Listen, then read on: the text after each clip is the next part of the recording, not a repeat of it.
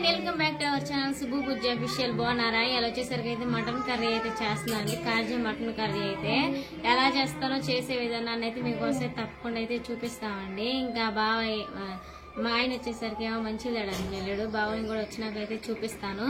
ముందు కర్రీ చేసే విధానం అయితే చూపిస్తాను, చూసేయండి. అదిగండి ముక్కలు అయితే ఆవిరి పెట్టుకున్నాను.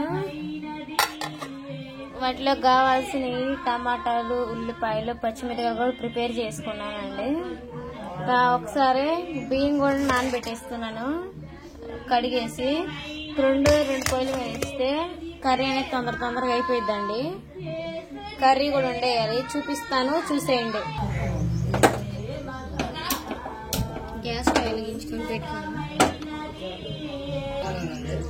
సరేనండి, ఇంకా పొయ్యి మీద అయితే అన్నం పెట్టాను. సిమ్ లోనే ఉడకాలి, అంటే అది అనేది హై ఫ్లేమ్ రాదు, సిమ్ లోనే ఉంటుంది అని చెప్పి అన్నం దాని మీద పెట్టాను. కర్రీ దీని మీద చేపిస్తున్నానండి, చూడండి.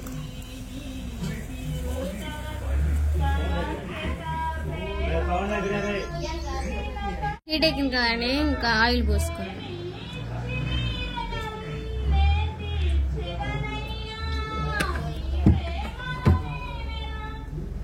ఆయిల్ హీట్ ఎక్కింది కదండి, ఉల్లిపాయలు వేసుకోండి.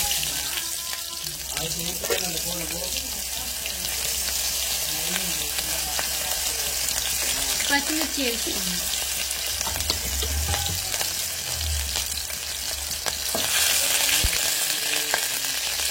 పచ్చిమిరకాయలు ఫ్రై అవుతున్నప్పుడు కొంచెం ధనియాలు, కొబ్బరి, అల్లం, చిన్నులపాయ, మళ్ళీ పచ్చిమిర్చి, మెత్తగా నూరిన మసాలా వేసుకోండి.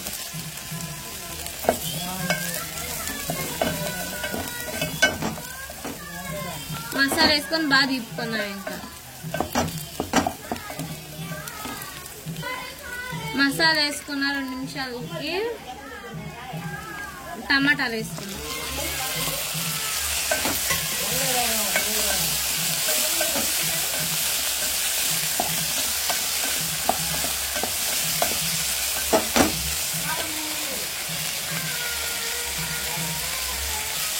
టమాటా మగ్గేంత వరకు అయితే దీని మీద మూత పెట్టుకున్నాను.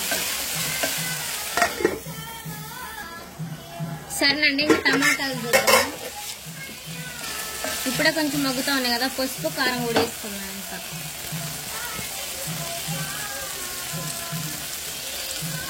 పసుపు కొంచెం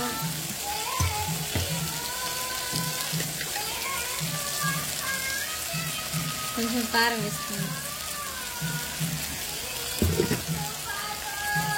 సాల్ట్ కొంచెం,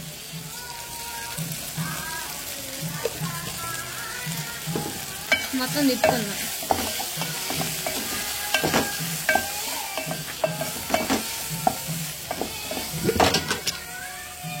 సరేనండి, సాల్ట్, పసుపు, కారం అయితే వేసుకున్నాం కదా, ఇంకా బాగా టమాటా బద్దలు పెట్టేటట్టుగా తిప్పుకొని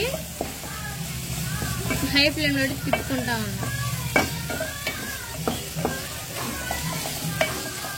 మసాలా అవన్నీ వేసేలేకైతే స్మెల్ మామూలుగా రావట్లేదండి, ఊరిపోతుంది. ఇలాగే తినొచ్చు అనిపిస్తుంది.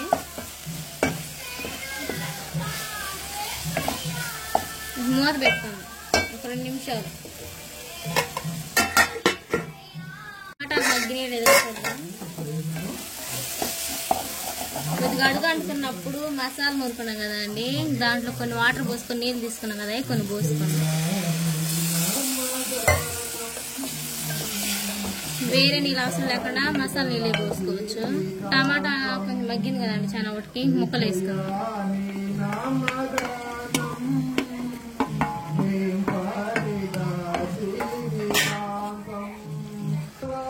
ఇదిగోండి, ముక్కలు వేసి మొత్తం ముక్కలో పట్టేటట్టుగా అయితే గుజ్జునంతా తిప్పుకున్నాం కదండి, ఇలా వచ్చేసింది.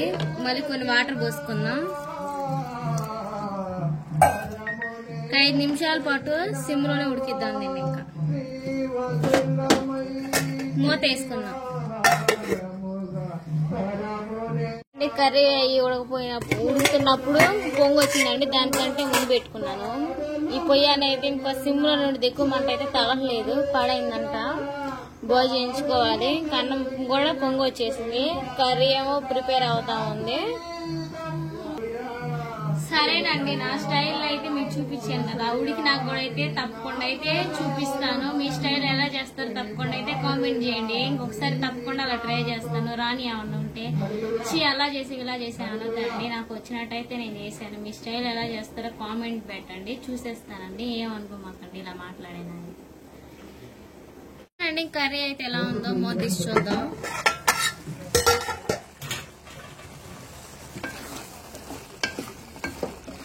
కర్రీ అయితే మగ్గేసిందండి. ఇంకా ఒక 5 నిమిషాల పాటు అయితే ఉంచాం కదా, కర్రీ కూడా మగ్గేసింది.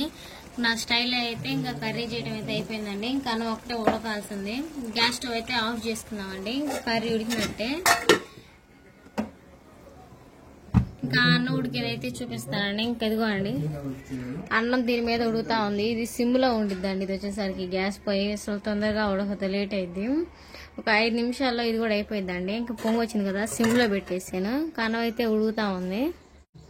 సరేనండి, నా స్టైల్ అయితే నాకు వచ్చినట్టయితే చేశాను. మీ స్టైల్ ఎలా చేస్తారో కామెంట్ చేయండి. ఇంక ఈ వీడియో మీకు నచ్చినట్టయితే ప్లీజ్ లైక్ అండ్ సబ్స్క్రైబ్ చేయండి. మరో కొత్త వీడియోతో కలుసుకుందామండి. Bye bye.